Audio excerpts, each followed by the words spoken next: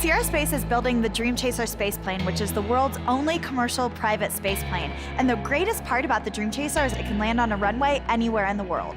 It's going to really open up space for everyone and allow more science and humans to go to space and come back on a gentle runway landing.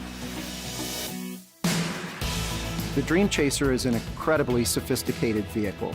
What you see behind me is serial number 1, so it is our first full production vehicle. It will make a trip to the International Space Station carrying cargo, replenishing the needs of the space station and the astronauts that are up there. 3D printing has been very effective at helping us produce the vehicle. We largely use Stratasys and their machines to help us develop tooling.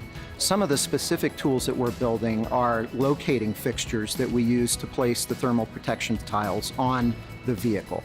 We have to produce these chucks for basically every tile. We have a couple thousand of them on the vehicle. In the analysis that we did, it very quickly built a case for using 3D printing to do these chucks and be able to go forward. We're probably looking at tens of thousands of hours of savings. Being able to turn around a part within a week compared to taking 4 weeks is a huge cost savings.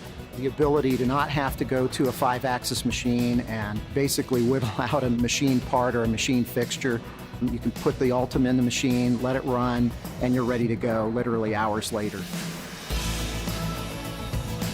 For the Dream Chser program, we will have on the order of 5,000 to 10,000 unique parts that we'll use for alignment features when we do installation on the vehicle, all of different geometries and locations on the vehicle.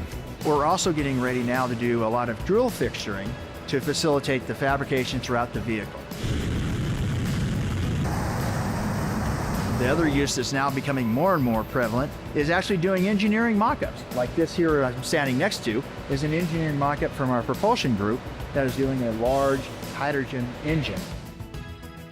We have 2 Fortis 900s. They're running 24/7 to help us build soft tooling. Eventually, we will start to build parts, though, for the vehicle. Top 3 uses of the Fortis 900, I would rank them probably as accuracy, total throughput, and production size, and the ease of use of the machine. This vehicle will go Mach 25 upon reentry, so speed is sort of the nuance of our business. And in building and producing these vehicles, speed is also very valuable, and that's why we like Stratasys team and their products, because they help us do what we're doing here faster.